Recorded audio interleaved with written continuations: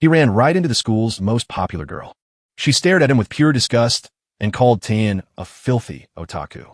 A bully crept up from behind and slapped him on the head, threatening to beat him again unless he went out to buy bread. Taein was a shy new kid who loved staying home with his favorite anime and games. Suddenly, a huge explosion blasted open, and a terrifying monster emerged, screaming in rage. A screen flashed before him, declaring that he had been picked to train for 66,000 years inside the tower in another world. If he said yes, he could pick any power he wanted.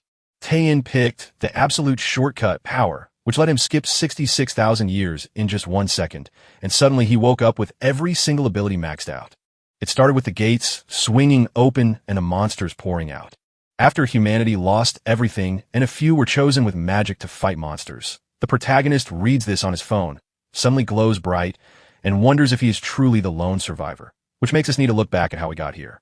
Bain Taein was just a normal high school kid who loved reading manhwas so much he called the latest episode a total blast and gave it 10 stars because the new cover blew him away.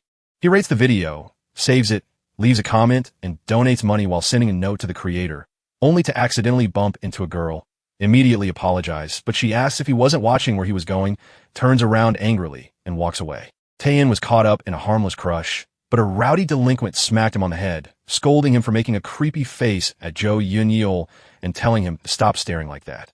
Taein thought he was just a typical rich jerk, but now he realizes the real joke is that his dad works for the same company as the guy's dad. He apologizes, claiming he's better than the jerks in manhwas, but the bully orders him to buy bread or face hell, leaving Taein to walk away, thinking it's all cliché until a sudden explosion reveals a terrifying purple monster right behind him. Taein stares at the beast, imagining it as a dramatic portal monster meant to test a hero or their sidekick, so he desperately wishes a magical girl would appear, only to notice the delinquent staring at him and realizing he now has to choose whether to rescue the guy who usually annoys him. As his classmate gets attacked and he searches for a way to help, a sudden system message reveals he has been chosen, prompting him to admit that this new status window is pretty cool. His classmate screams for help in terror, but Taein tells him to wait just a moment before checking it out. Reading that he must train for 66,000 years in another world's tower to become humanity's savior, the protagonist complains about having to read so much in a crisis and just wants the main point. His system tells him that accepting will grant him a power of his choice to climb the tower, so Taein cheers while his classmate cries in fear of the monster. He asks if he can have anything he wants. The system says yes, and he starts imagining endless possibilities, but even with magic, the Tower of Challenges won't be easy to beat. He must clear every floor in a year, or he dies if he can't reach the top. Taein takes a deep breath and asks for a shortcut ticket to climb the 66,000 cent challenge towers within 66 years. Even a monster and the bully were left standing there, totally baffled by what just happened. His system pushes back on this, but the protagonist insists that since items are allowed, the shortcut ticket must be accepted too. Then the system argued that we need to set a limit, because letting this go on would ruin the entire genre. Taein shouted that anything went and that the world's heart, the system, was lying to itself, so the system took a leap of faith and handed him the ticket. The hero thinks it's a real deal, knowing that using the item will give him every single reward the tower holds. The system asks if he wants to use it. He says yes, and his ticket to skip the tower's challenges sparks to life, flooding the city with such intense brightness that for a brief moment, Earth shines as the universe's brightest star. Taein gazes at his hands, doubting if it actually worked, but his system chirps congratulations on finishing the tower and promises the rewards are on their way. Taein tells the trembling monster to stop hiding and charge forward to fight, so the bully cheers him on as the beast roars in fury and lunges ahead. Taein quickly flicks the golden rule against his own forehead, laughing that it was just as expected from the start. One simple flick on that creature wipes it out completely. With a simple flick of his hand, everything before him at the school began to crumble, sending destruction rippling through the city and sweeping across the entire country. Taein is shocked to see the system pile up massive rewards for him, having cleared 389 gates, beaten a hard challenge, and slain 1,000,000 monsters. Taein was shocked that his actions had killed so many people, only for his bully to call the whole thing insane and demand to know what happened, which impressed Taein enough to try a spell that could turn back time. He could finally use his power to turn all of this around. As the flick's power fades away, the monster suddenly pops back out in front of the protagonist. As Taein's spell completes, the monster freezes in pure terror, while the protagonist wonders how such power works for a first-time transcendent.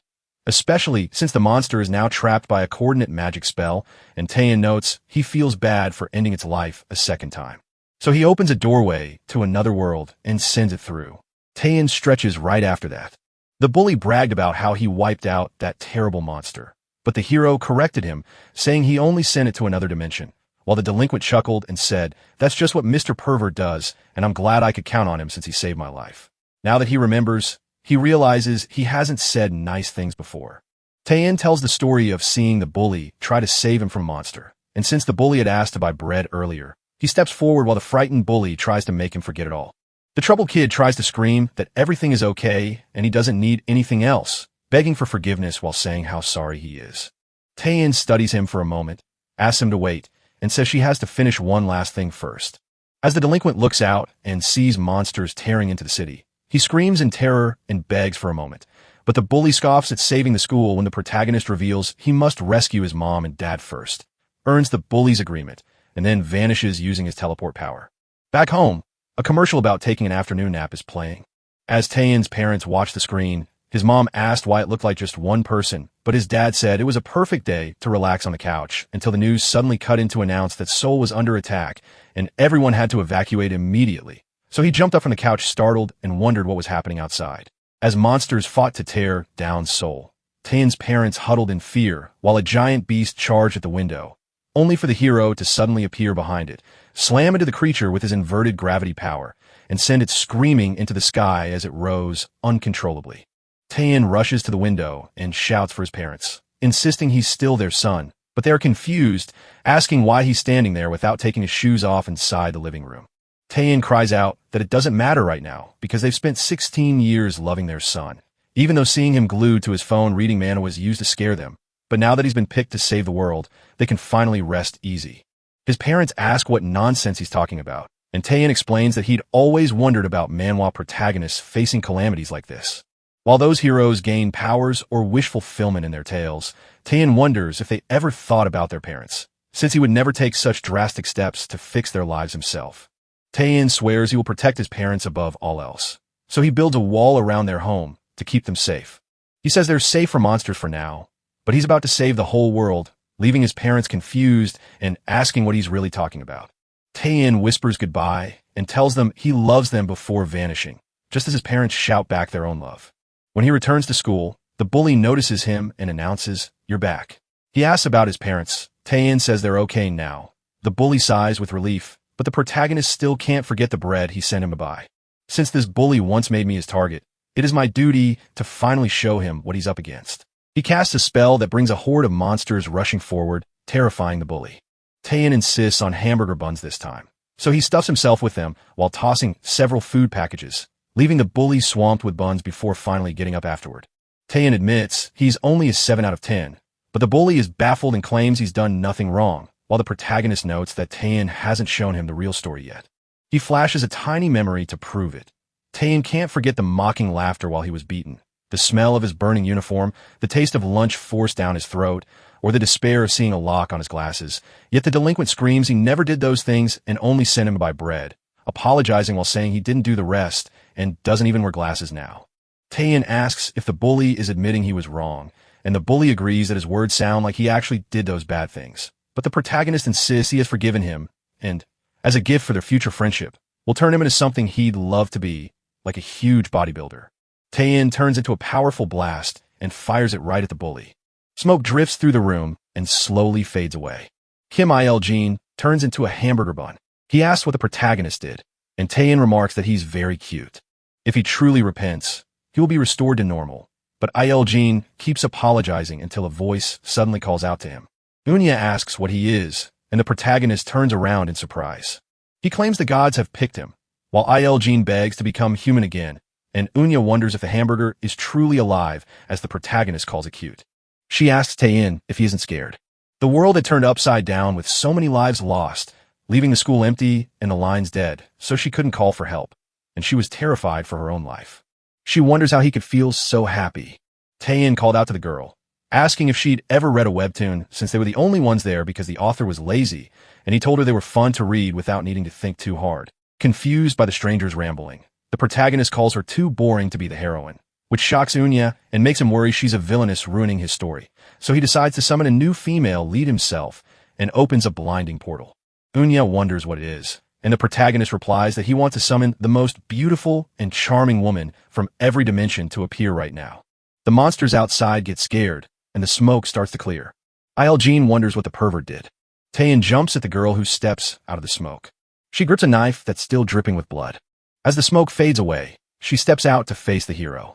Taein stands frozen as the girl insists she personally struck Germaine, causing the protagonist to realize she's a character from a story who tricks a tyrant villain into loving her, kills him, and then turns into the villainess herself.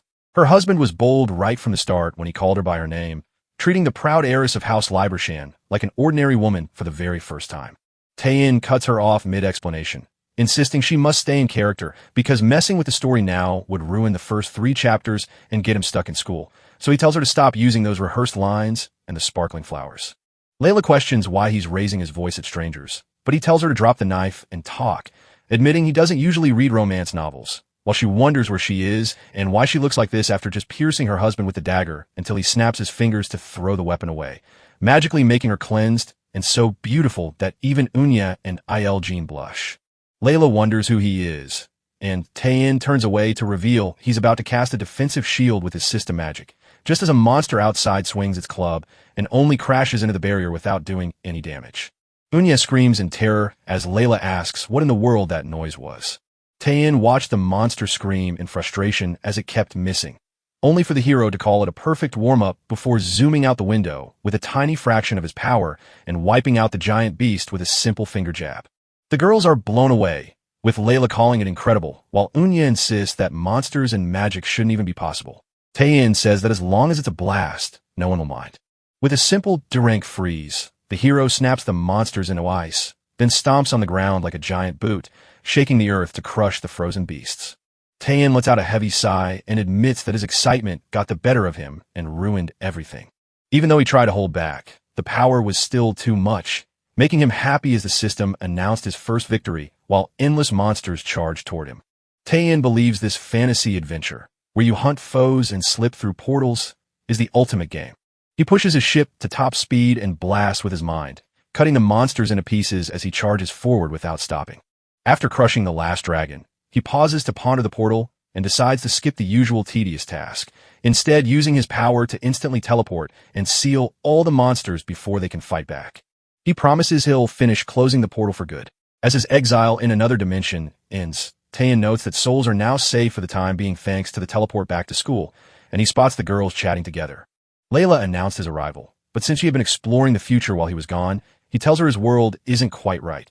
So he uses his magic to reshape her to fit in, and he also warns her that keeping that outfit will make it very hard for him to draw her after she fights big monsters. Then, Layla changes into her regular clothes. Kim Il-jean falls hard for the girl.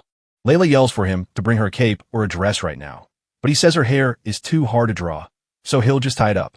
Unya says she'd rather never know that pervert's tastes. Taein tells him to keep his sharp words on hold since they're just friends chatting, and she notes that he only chose that because it felt comfortable to him.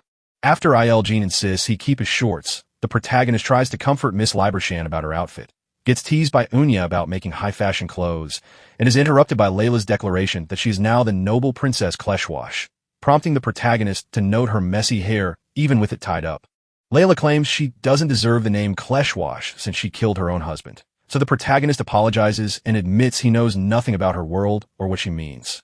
He can sense she's suffered a terrible life, but she refuses to share the details and instead asks what he means before he guesses she had a fatal illness, while she reveals she also endured an unwanted arranged marriage, a husband's mistake, false accusations, and finally a tragic event that left her weeping and confirming his words were true.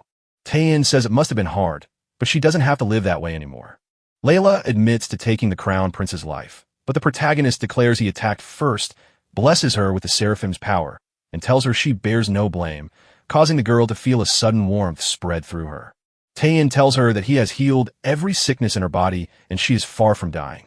Now she is finally free to roam the world as she pleases.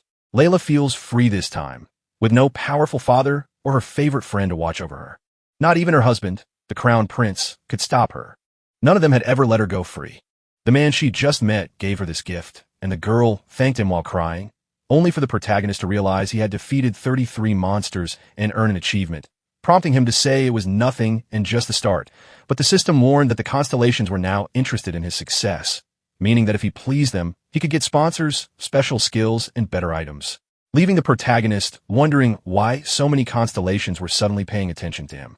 He commands a system to block them all, but the machine refuses, desperate not to miss such a great opportunity. Taein admits he isn't much for constellations, but when his friends bring them up, he quickly changes the subject to invite them to help save the world. While far away, a group of celestial beings meets at the Interdimensional Council. Huja Karuna of Raj shouts that he feels insulted for refusing a constellation's offer, but Omo Shirwei finds it amusing, while Ashiku suggests teaching him a lesson until Sekai, the king of the constellations, steps in to calm everyone down. Even though he is just a human, he climbed every difficult step of the tower and now deserves our respect. Muramu sighs that it can't be done because he's just a human, while Demida adds he's already skipped every floor, and a constellation then asks to visit that strange dimension. He promises to speak directly with the man, and if he finds someone capable of reshaping the universe, he will kill the hero without a second thought. While back on Earth, Taein declares that he is ready to share his power with everyone. Now they could go out and defeat any monster they wanted, but Unya says it's all a waste of time. She asks why she should risk her life, and Jean admits it's too much. Taein assures them not to worry, promising that as his companions, they will not lose their lives. Unya insists he can handle everyone on his own, but the protagonist just rolls his eyes at her constant bragging. Even if he's the hero, blowing everything up by himself would be boring. Then a monster charges at him, but the protagonist strikes it down in one blow, proving that the stronger he gets, the more interesting the stories of those around him can become. Yuni is confused by his words, but Layla gets it, so they must fight monsters to save the world. She has already taken her husband's life. Now, she feels ready to end the life of whatever she chooses. As she faces the monster, the protagonist decides his plan is to make this interesting. So he gathers his team, sets Layla's role, and watches her unleash a burst of dark energy from her dagger to slash at the threat. The monster was chopped up into hundreds of tiny pieces. Layla revels in that moment of freedom, for she is the group's deadly knife. Yuni wonders why she's acting this way, but the protagonist insists she's found her true character, admitting it feels like something she's never experienced before just as a new monster lunges from behind and wraps its tentacles around her. Ilgen screams for them to save his princess, and Yuni urges them to make a move right away. As the hamburger moves closer, the protagonist cheers and reflects on his own part in the scene. Ilgen charges up and crashes his head into the monster, but the creature doesn't even flinch, leaving Ilgen frustrated and wondering why his power feels so weak while he's left looking like just a mascot. He shouts at the hero to hand him something cool, and then Layla thanks the hamburger. Ilgen spun around and shrugged it off, saying it wasn't a big deal. Taein laughs that it was fun and swiftly slashes the beast to pieces. Yuni's jaw dropped in pure shock at what she was seeing. Taein insists this is the place for her to prove her strength, but Yuni refuses, warning that she cannot fight him because he is so powerful he can even turn back time and was specially chosen by the gods. So he could turn the world back to the way it was before everything went wrong. Although everyone in this world is slowly losing what matters most to them, he still cares only about having fun. Taein nods in agreement without delay. He believes she'll understand one day, because in this world, having a good time is what matters most. Yuni suddenly notices the air shift, and the protagonist screams that a bird monster is flying overhead. She must use her magic to crush that thing. The girl twirls her staff back and forth. With a mighty shove, the monster is blasted far away. Everyone is so amazed by this. Yuni, a powerful warrior who looked more like a baseball player to Ilgen, was only lightly trained back when she was young, a fact Taein didn't realize until he suddenly spotted something behind him and had to turn to block a magical attack from a mysterious monster, only for a man to step up and call him out on interfering with his special ki with bare hands, leaving Taein shocked to realize it was the feared heavenly demon. Kiyama questions how he knows his true identity, and the protagonist replies that he is a huge fan. Yuni asks how the Crete figured out who he was. Taein suggests she check out Kiyama's Webtoon, noting that he is a legendary martial arts villain who is always shown as the ultimate bad guy. Kiyama admits he talks too much and wonders if the wild power surging from the east started because of him. Taein questions if he's talking about the earlier attack where the shockwave struck Korea's eastern peninsula. That was him, and he was wondering why he even asked. Kiyama explained that while martial arts had fallen into decay over the centuries and humans had grown weak, he himself was losing his interest in this peaceful world. As the heavens and earth were remade, monsters began to emerge from the chaos. Kiyama feels happy to see monsters drop from the sky, a wild chaos unlike anything he has ever known. Just as he was about to be swallowed by the chaos, a huge surge of power suddenly rushed in from the east. Kiyama screamed that it was dangerous and used a powerful heavenly spell to defend herself, but the man absorbed her blast with ease. He was amazed by that destructive power, but the show wasn't over. He watched as everything started to turn back to normal. He watched in awe as time ran backward, mending every broken thing, a sign that a true master was at work, pushing him to walk on water across the vast oceans and lands. So, he finally made the trip and showed up in person. Yini asked how a Chinese man could speak Korean so well after crossing the sea, and Tane admitted she was right. Kiyama shouted to the mysterious master from the east, telling him he was ready to end his life right now. Tane yelled that this was so awesome. It was the real heavenly demon. Kiyama laughed and suggested they have some fun, but the girls wondered if he was actually trying to back out. Kiyama gathered his dark power and slammed his celestial dragon palm at the hero, creating a massive explosion, only for the hero to suddenly reappear behind him and laugh. That was a very slow attack, leaving Kiyama confused and turning around in shock. Tane said he'd always dreamed of sneaking behind an enemy, whispering too slow in a deep voice, and now that he had awakened and grown stronger, he was eager to test Kiyama's power because that move was just awesome. Kiyama apologized for not understanding, then turned away to say he'd lost interest and wanted to hunt the monsters ahead instead, calling the trip here a waste of time. But Iljin cut in to say it was just an excuse because Kiyama's technique had failed, and Kiyama retorted by questioning if this country was really Korea, since having such a weakling in charge meant it had no future. But the hero shouted at the sky demon, telling him to stop because this wasn't just any place, it was the Republic of Korea. Kiyama instantly pulled back in shock, insisting it was impossible that he couldn't feel her presence. So he lunged in to slap the main character with his hand. Tane just watched the energy rush at him and casually blocked it with a rock. But Kiyama pinned him down with a surge of dark power. Yuni shouted his name. The heavenly demon realized this martial art was so powerful it could squeeze space itself. Tane burst free by moving and said it felt so refreshing. Kiyama's eyes went wide with shock, but the protagonist just shrugged, admitting it was a bit of a bother yet still pretty cool, and then told him to stick by his side as his new companion. The whole crowd stood frozen in shock. Kiyama claimed he had perfected an absolute power over centuries, yet not a single move worked because he, the number one under the heavens, refused to lose to a mere brat. Tane joked about his title before calling out to Kiyama to reveal he could no longer live normally, and as smoke engulfed him, the surprised Iljin watched in shock as Kiyama's voice and appearance suddenly changed to become feminine. Everyone in the group stood there, completely shocked. Tane declared that he was no longer the strongest man under the heavens, but now the strongest woman. Kiyama demanded to know what that scumbag had done to her. Yuni shouted that he was a true pervert, so the protagonist sighed that turning charming characters into the opposite gender for fun is an old trick that's become rare. Then he silenced her with a strict order to keep her speech to just 3 lines.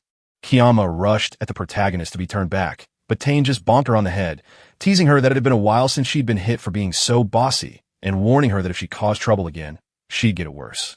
Yuni cried out that he was calling her a terrible name while hitting and threatening her. He told everyone he just picked up a new teammate. Kiyama only asked to be turned back from the group's monk, but now she is one. Tane told everyone to be friendly and go hunt for monsters nearby.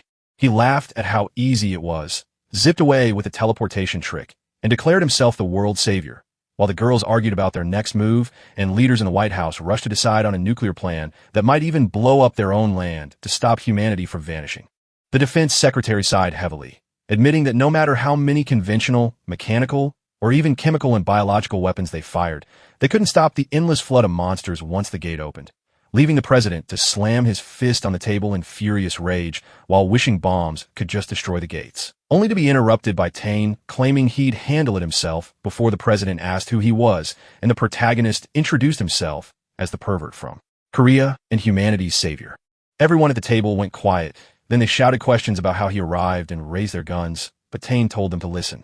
One man demanded he raise his hands or get shot. The hero cried out in pain.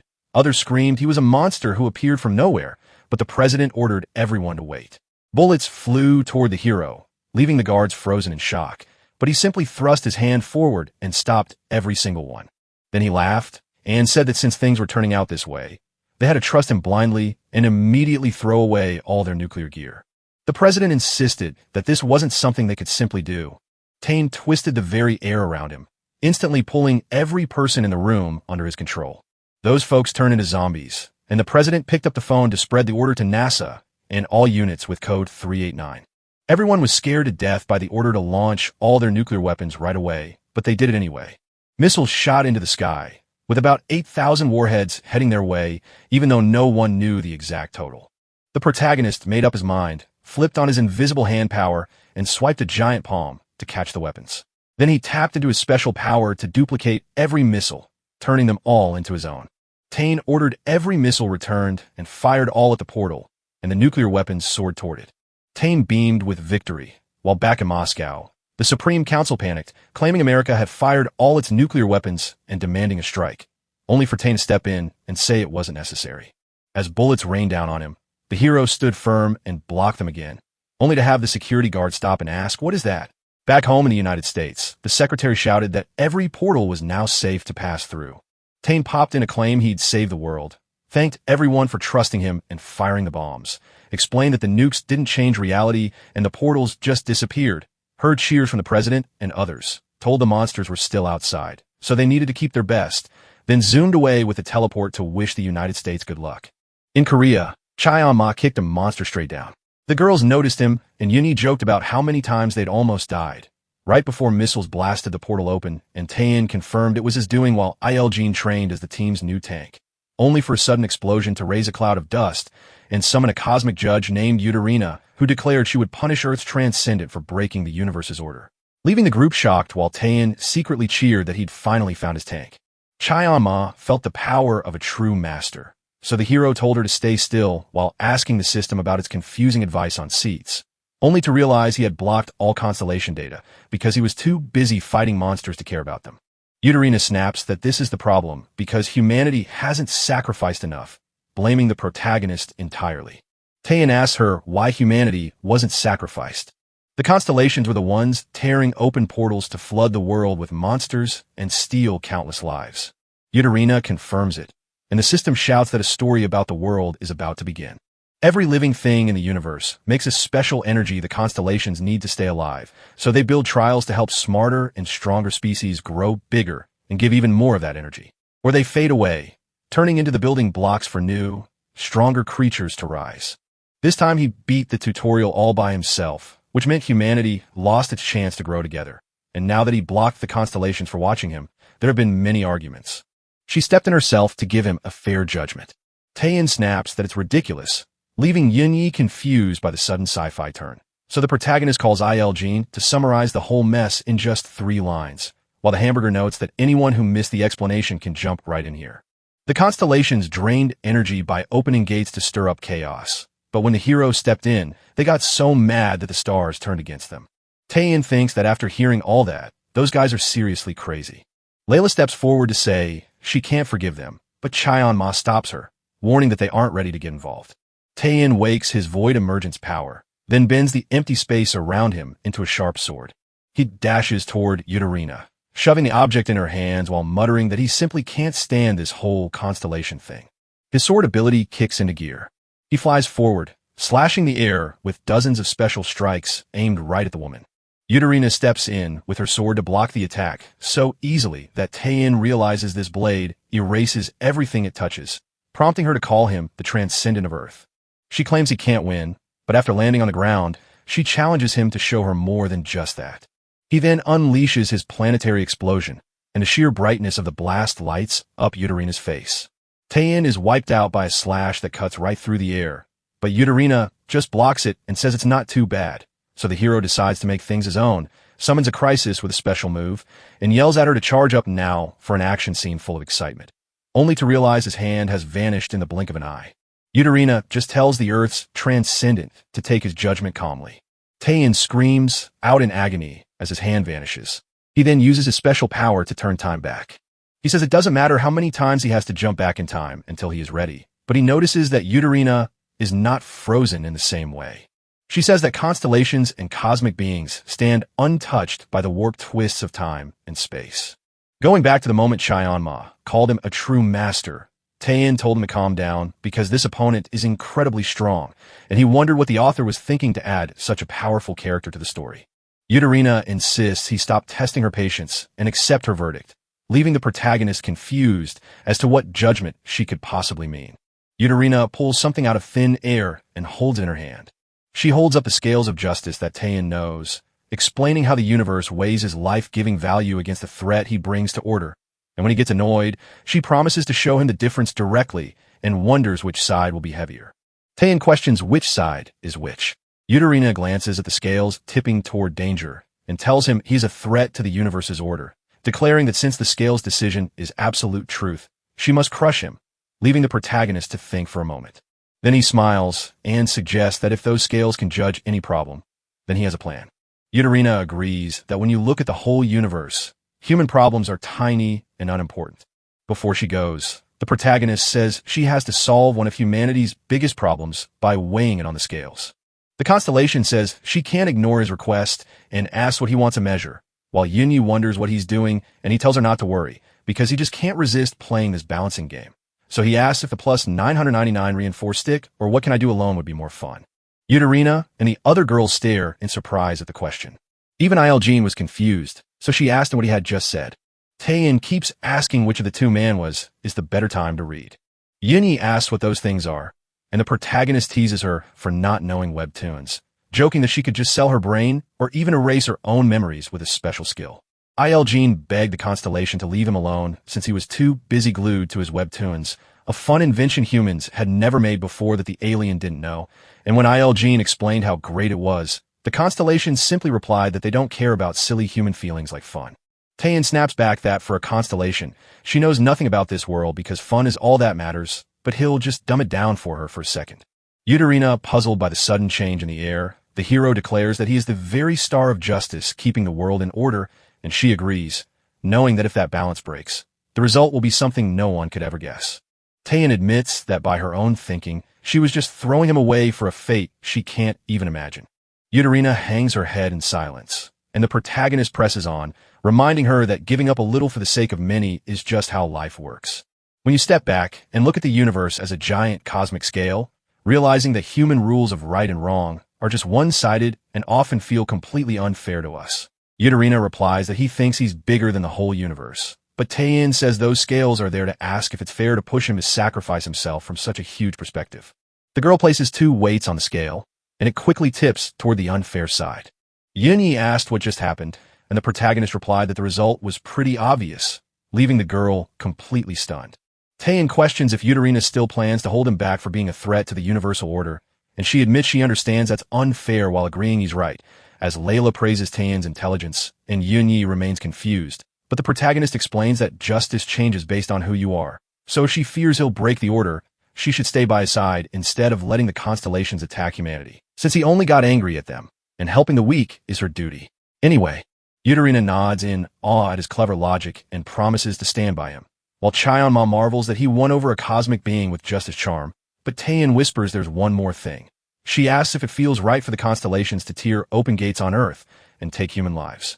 Yutarina is stunned for a moment before looking down to create 2 spheres and weigh them on the scales. The humans on the side tip their heads, proving they were right. Yutarina stays quiet and only sighs as the hero gets annoyed. Then she soars high above Earth and casts a spell to wash away all the invaders. In a world where an elephant is hunting humans to wipe them out, it suddenly halts just as the people turn around. The monster was gone, and so were the monsters from everywhere else on the planet. As Yutarina finishes her spell with a sacred purification, Layla sees a blinding light erupt from inside the earth that blinds everyone. Cheonma gasped as the demonic energy vanished instantly, and the protagonist confidently noted that such power was exactly what a constellation should possess, marking one of the chapter's greatest moments. Even though Yutarina felt a bit manipulated, while the protagonist simply brushed it off to focus on the bigger picture of protecting Earth and the amazing new ally he'd gained for his group. All while everyone turned red as Yutarina changed into a fresh outfit. Taein questions what Yutarina is doing, and she replies that she removed her armor because there is no battle, so the protagonist casts a spell to instantly give her a casual outfit while marveling at how stunning she looks. Yutarina questions why she needs to wear clothes with no defense and takes off her shirt, but the protagonist insists she keep them on until she is fully dressed.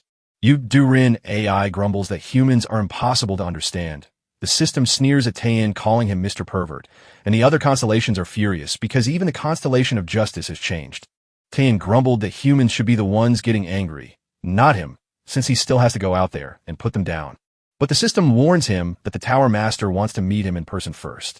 Durin AI explained that people argued the Tower Master should give a random power to a bad guy, while the system promised to take him straight to the dimension of eternal night. Taein says he'll have a little chat with them, if that's the case. He tells the system to wait because he just found great friends, and he couldn't let them be left alone after such a long journey. Cheonma says they were dragged into his one-man decisions, and Layla asks where they are heading next. Taein acts like the system is moving them all by itself. He yells for everyone to hurry as the system kicks in, blasting a beam of light that sweeps the group away from reality and deposits them right outside a castle in the land of eternal night. Yin wonders where they are, and Isekai tells her he feels dizzy. Taein thinks he's reached the top of the Tower of Trials, but the Tower Master greets the Constellation of Justice with honor, welcoming such a legendary guest to this broken-down place. He was Tsugushi Nujo, the Tower Master who hadn't seen such a sight in a long time, and he looks at the companions with him, wondering how insects like them dare to enter this holy ground, and threatens to kill them and tear them apart with terrifying power that scares everyone. Yin shouts for her mother, while Isekai whispers that he only wanted to taste a hamburger bun before he passes away. Taein cracks a smile and says, so this is it, treating their first full-team boss fight like a video game battle. Then he grinned, promising that what came next would be loads of fun. Layla asks if he plans to fight that monster, and Yunyi says she just wants to go home, but the hero reassures them that as long as they stick together, they can make it. Just as Tsugushi grabs him, he demands to know how he dared to step onto the tower's top without ever climbing the floors below. Taein worries if he can take another beating. Tsugushi slammed him to the ground, demanding to know how much he planned to insult him before revealing the real problem he faced. He was ignorant, arrogant, and selfish, but also irresponsible and vulgar. Every kind of bad thing, while Taein wondered just how long he'd keep complaining. Tsugushi shouted that he only cared about himself, and then blasted him with a wave of pure energy. The shock begins to hurt the protagonist, and Taein groans in pain from the damage. Tsugushi vows to make him pay for all the pain he caused, terrifying the team girls as the Tower Master warns that they are in trouble now, until Cheonma warns him that he'll be the one going to hell. She springs up behind the Tower Master to unleash a devastating seal from her heavenly demon, and though the attack stuns Tsugushi, he shrugs it off by saying it feels unfair. He pushes the blow away, noting that even without being transcendent, she was strong enough to take the hit, but it is a shame now that she should just curse the pervert who led her to her own grave. He feels bad for Durin AI because she had to see something terrible, and the constellation insists that treating a human who followed the rules like that just wasn't right. Tsugushi admits he serves the constellations and only does his duty, which makes everyone from Wrath himself feel uneasy, leaving the protagonist to wonder about the constellation of Wrath. Durin AI admits he was right. At that moment, everyone but her felt this would be their final day. Taein insists they won't die. He breaks free from Tsugushi's grip. The Tower Master demands to know how he escaped, and the protagonist replies that taking hits only makes a counterattack natural before unleashing his power on Cheonma. She wonders what that was, and he tells her not to forget the feeling she just had. When death feels close, it proves you can't lose, especially when your fate is written in bold red. Durin AI can't believe that a normal person could walk into that tower and face the Master so easily. Tsugushi admits he underestimated him, but he was wrong about one thing. His friends will surely die, feeding his power as he grows stronger. The hero stands firm, using his power to stop the attack and calling out the attacker's foolishness for trying to hurt his friends first. Tsugushi wonders how he became so strong, claiming he is now 10,000 times more powerful than before. The hero finally decides to speak up, admitting that back when a monster hammered on the school window, he barely used a millionth of his power because he got so excited by his new strength that he just started showing off. So he held back his power, but the system let him go all out at 100%. Isekai imagined himself tossing entire continents into the air, yet he felt powerless against Durin AI. Taein apologizes, admitting the man was tougher than he expected, so he can't save their time together. He unleashes his shock skill, striking Tsugushi twice. And even though the Tower Master thinks it's impossible, the protagonist warns that Tsugushi's selfishness and stubbornness will finally end. The Tower Master shouts at Miss Durin AI that it's wrong for her power to surpass his, since his strength comes from within him alone. He begs her to save him, but Taein punches him hard in the face, yelling that he was irresponsible. He should clean up his own mess, but admitting that made him an annoying jerk just as Sugushi screamed in pain. He warns that if he disappears like this, chaos will swallow the tower and the entire world, shattering the very order that keeps the universe stable. But the hero slashes him in two, muttering that the guy is just too much of a pest. Sugushi spits blood and begins to fade away, warning him that he'll regret this, but the protagonist just laughs, saying he only defeated a super strong boss. Durin AI stared in awe at how he had crushed a cosmic giant so fast that even she couldn't stop him, while his friends yelled at him for being selfish after they nearly died, but Taein paused to tell him about the game's reward that let him upgrade his power, sparking a thrill about just how many levels he could conquer next. Durin AI asks if he realizes that by killing the Tower Master, he has now declared war on all the constellations. But even though the protagonist wonders if he should just die, as Sugushi said, Durin AI shakes his head and says no.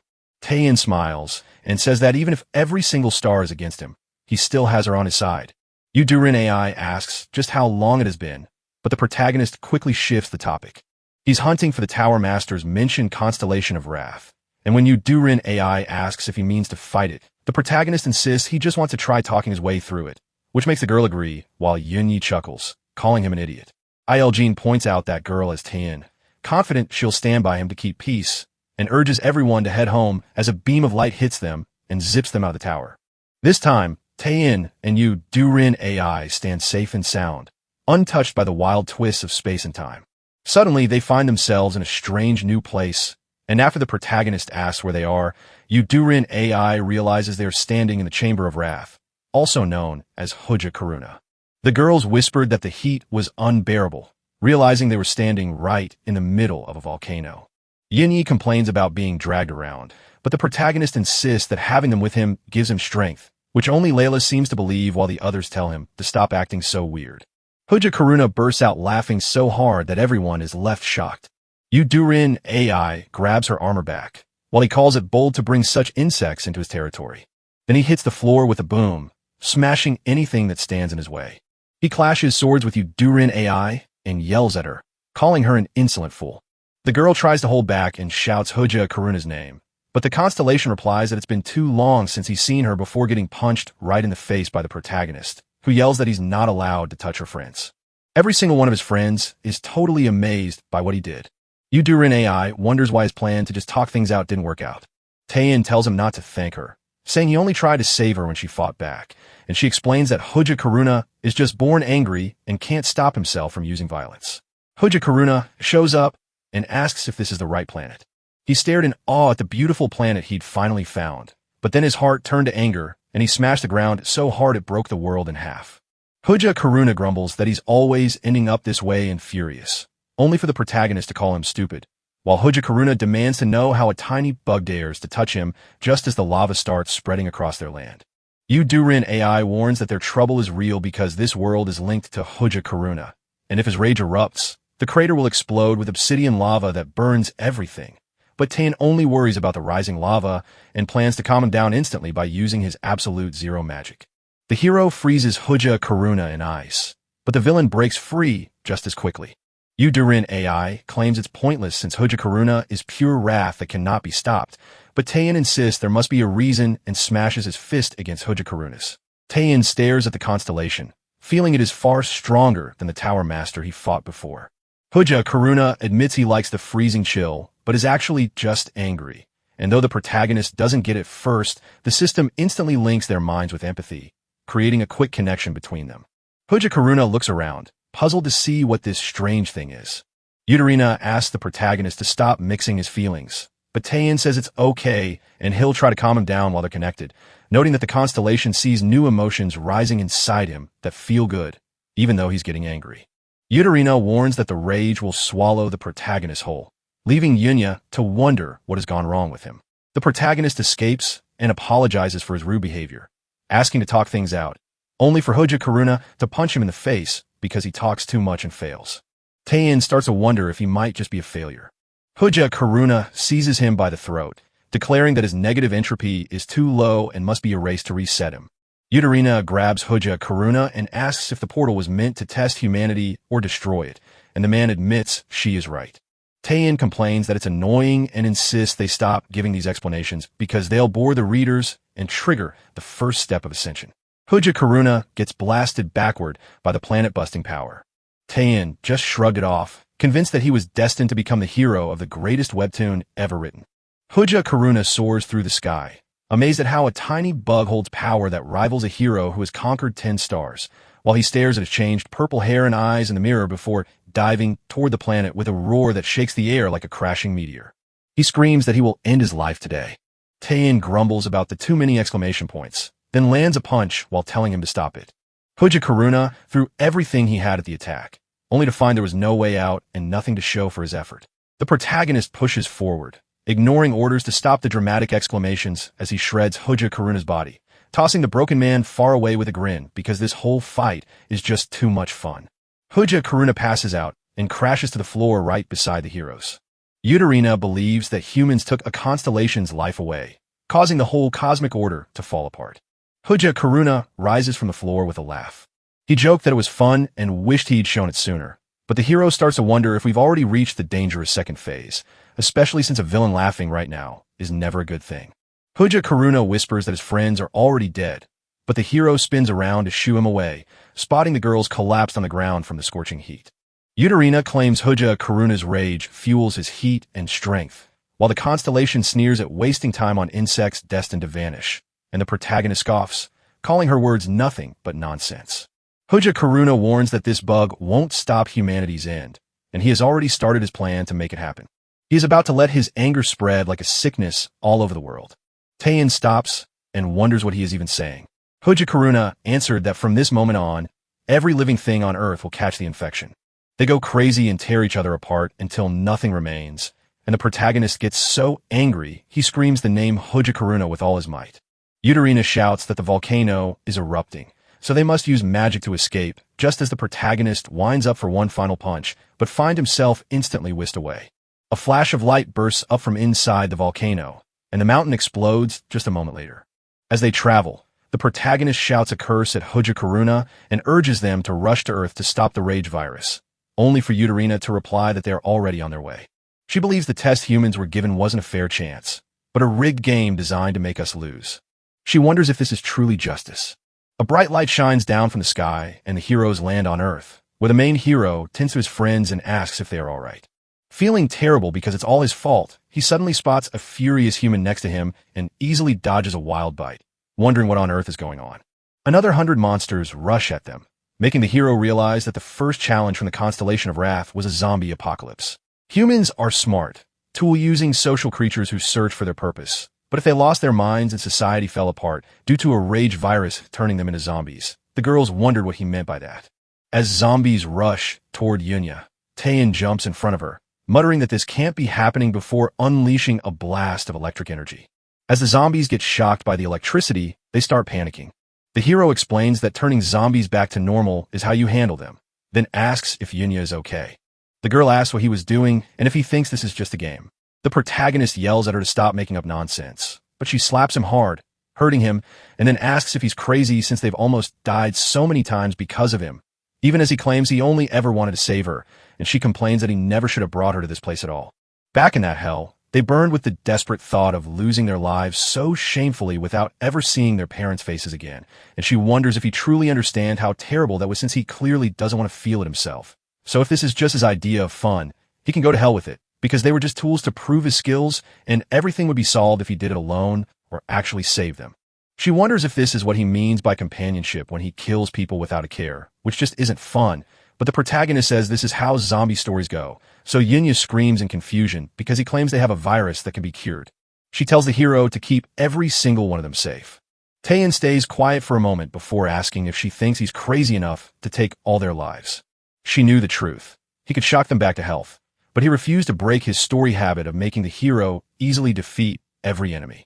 The girls are confused by his words, but the protagonist calmly tells them not to worry, promising he won't push things too far until Yunya warns him about a zombie hiding behind him.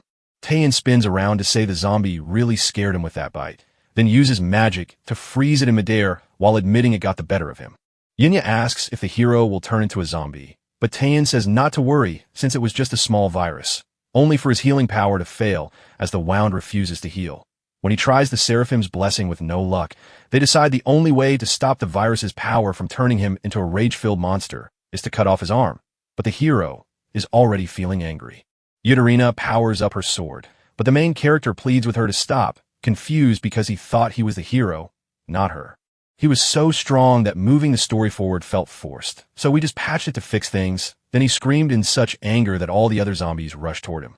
Yutarina wishes this wasn't happening, but Kianma stops her from ending it and insists they must first turn her back to normal, a plan that Iljin quickly agrees to.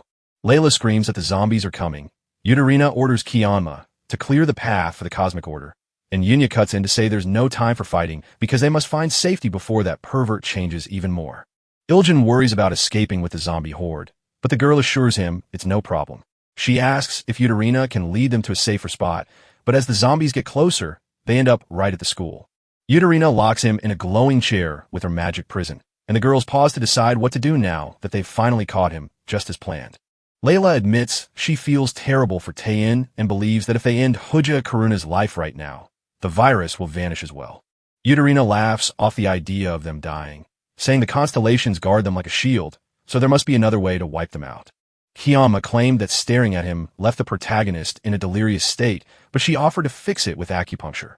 She then presses on his vital spots, causing the protagonist to spit out a mouthful of blood and leaving Kianma confused while Iljin calls him a total mess.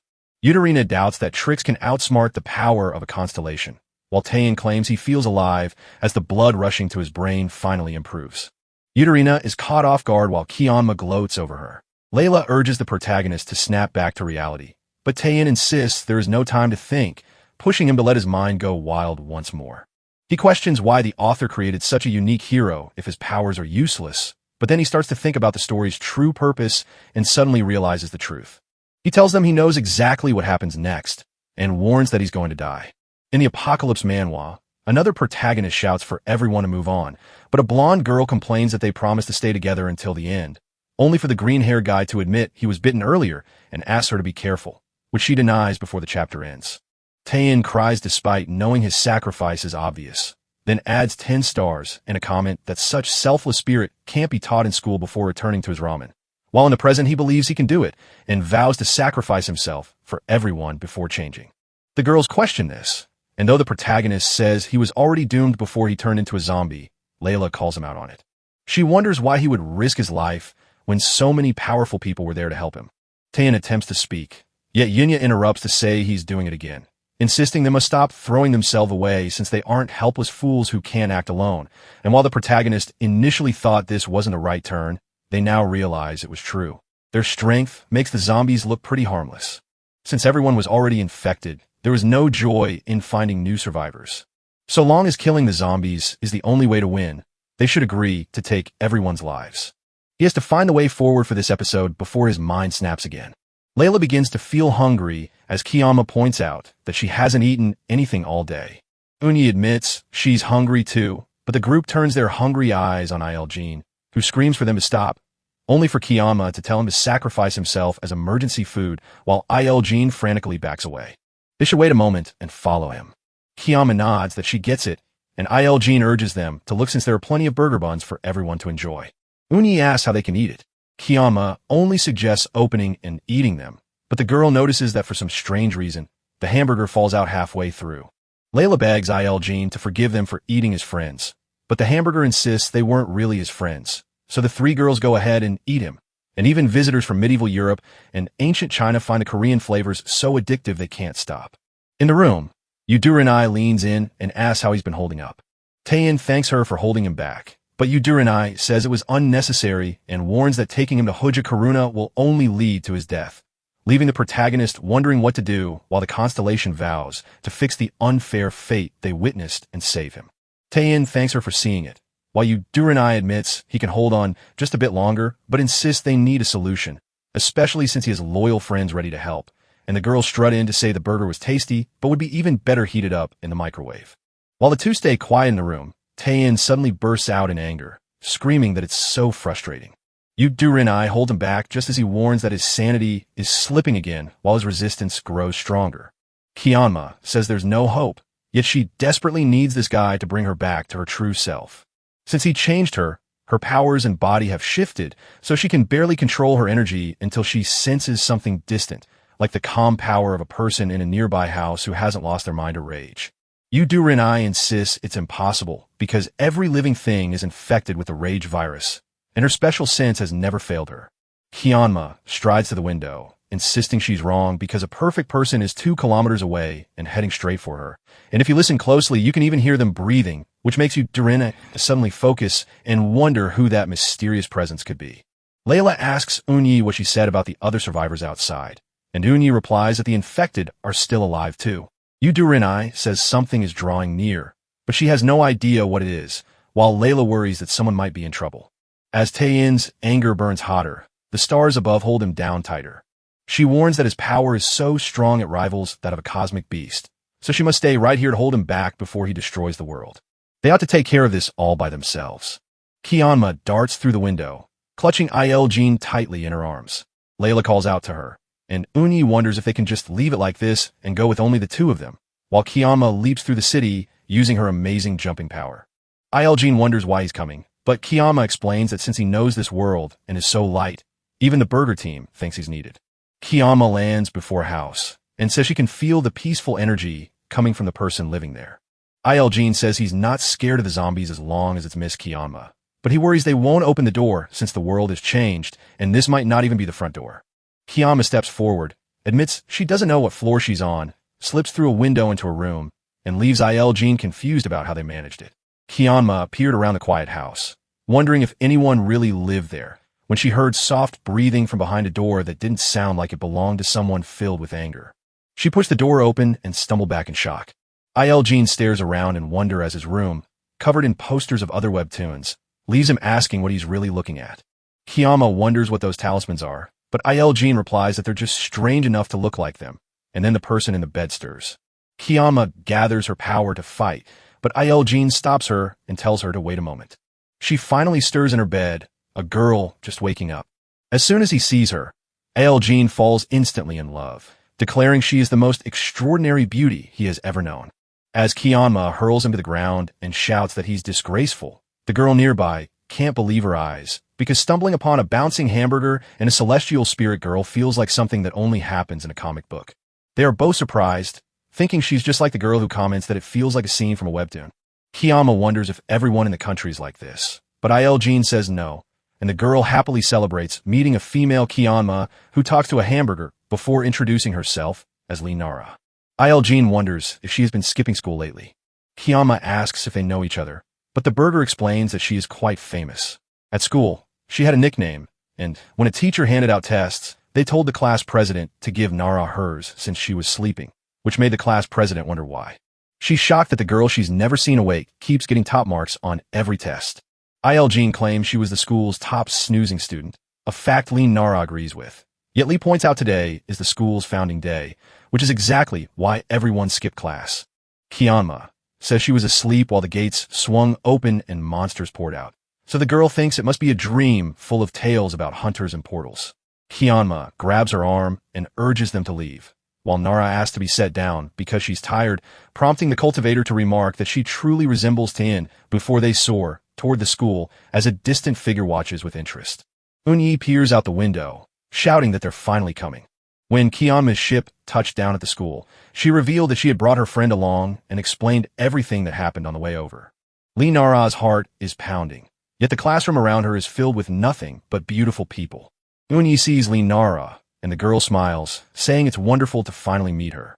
Layla lets out a long sigh, worried that Taeyin's troubles are only getting worse. Yu-Do-Rin-I says they can still stop it, but now taking his life is the only choice left.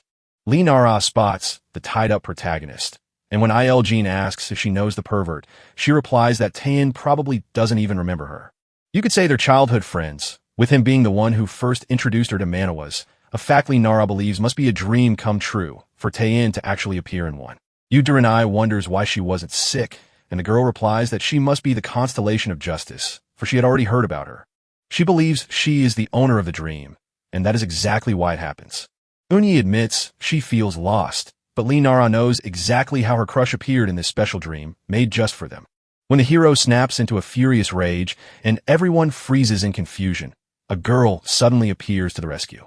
Uni wonders what she just said and what's happening now, while Nara hugs Taein. She begs her love to stop because she loves him, but he warns her he is dangerous, so she cries to tell him not to remember the pain and that everything will be fine, and her tears fall on his face, with one drop landing on his forehead to clean away the anger virus. Nara keeps holding him tight, while Kiyama wonders what she is seeing, and Jean remarks that the scene feels familiar, asking where he has seen it before. Yudu couldn't believe it was actually happening. Nara starts healing the hero just by showing him her love. Taein wakes up completely lost, and the girl tells him that a sincere hug and tears from his childhood friend is how she brings him back, though he only asks who she is. Nara blushes and introduces herself, only for Taein to realize right away that she's the girl who always dozes off during class. Kiyama sees that Layla is losing her mind to rage. Yudu tells the story of how that brave girl finally healed him. Taein summed it up, noting how this girl, who wasn't even a constellation, just showed up and fixed everything. After hearing a childhood friend mention a hug and tears, the protagonist realizes this girl has stepped up to take her place in everyone's hearts while her friends celebrate his return. So even though he thanks her for the warm welcome, he can't help but tell her that her outfit looks odd and she should just wear a shirt instead. Nara knows she's dreaming but can't meet his gaze, so the main character pulls her into the group to play the support role. They need a smart girl like her to be the key to moving forward in the Hoja Karuna tutorial. Yudu believes the human is draining a constellation's power and could be even worse than the pervert, so the protagonist decides that there's no choice but to take out that bastard, while Nara just notes it feels like a very detailed dream. Uni reassures her it's no dream, saying the fate of the world rests on them. Nara nods in understanding, but the protagonist insists they must return to Hoja Karuna's home, while Yudu warns that this path will only repeat their last failure. Taein wonders what to do now that he knows he can't beat them in a fight. Nara asks what's going on and if they can tell her too, so the protagonist thinks she's the smartest person he knows and decides to explain everything while they figure out a plan. Far away in another part of the city, a light shows up at Hoja Karuna's house, and he laughs, saying it's annoying that someone just showed up on their own and asks how they gained a new member. Taein thanked him, admitting he'd been a real pain, but decided that was enough for now. Hoja Karuna snaps and charges, screaming that he's losing his cool, but the hero just smiles as the fist gets ready to hit. Suddenly, an explosion blasts through the area, forcing the girls to slam up a shield to stop the shaking waves while Hoja Karuna stares in shock at his own fist, wondering how it missed Taein's face so cleanly. Thanks to Yudu using her powers of justice, the hero suggests ramping up the tension to annoy Hoja Karuna, while the constellation angrily asks why she is helping these pests instead of him, only for her to calmly reply that she is really here to protect him. Hoja Karuna scoffed at the absurdity, but Taein stood his ground, declaring that with justice by his side, he could summon the power of a whole constellation. Hoja Karuna laughs, complaining about how annoying it is. His necklace starts to glow brighter as his power grows. The main character believes this is the signal for his second phase, a stage he has already seen before. Hoja Karuna questions whether he truly believes he can stand up to a whole constellation, reminding him that he should have challenged his own strength instead of just the power of the stars. Then he lands a punch on the protagonist and smashes the barrier right open. Everything was calm until suddenly it all blew up. With a sudden push, Taein is sent flying while Yudu takes the hit, the girl screaming for her friend as Hoja Karuna lets out a heavy sigh. Yudu wonders how he became so strong that he broke her powers so easily, but Hoja Karuna replies that he never got stronger. Instead, he calls them all insects and asks if they would believe him if he said he's been holding back his rage. After a lifetime of rage, he could never keep anything because his fury broke everything. Yet what hurt him the most was his own anger at himself, the very anger he spent his life trying to control. That's why he poured all his fury into this amulet, finally deciding to unleash every last drop of that burning energy. Unya wonders what's happening, but then Hoja Karuna transforms into beasts, crouches down, and sends them to steal his life. Taein realizes he trusts everyone around him and believes in his own potential, unlocking the first stage of ascension by creating hundreds of copies of himself without holding back. Hoja Karuna laughs and tells the insect to take its chance, since the bug won't be around for long today. Yudu slashes a monster clean in two, only to see it sprout two new heads and rise again, prompting her to decide that this fight will never end, while Nara admits their plan was doomed. So they cast a light spell and decide they need Taein back, even as the Constellation of Justice agrees, but worries someone must stay behind to guard them and blames herself for not sharing the truth sooner. She dives in to fix things, slashing the lava snake again while casting her Sea Shine spell, but the snake bites her in the end. Kianma slays the snake by crushing it with her powerful celestial demon seal. She tells her to stop pretending to be the Constellation of Justice. Yutarina looks back in surprise, but she explains that the enemy is a serpent of angry obsidian born from the star's power, while Alala steps forward to say they can fight too since they all share Taien's strength and carry Yutarina's blessing, giving them a real chance to win. The Constellation believes these creatures have a fierce desire to stay alive. Hoja Karuna was mistaken because humans, the proudest of all creatures he made, held the highest honor. Hoja Karuna slams a hard punch into Taien's face, yelling that there's nowhere left to run. The terrifying blast wipes out every copy of a hero.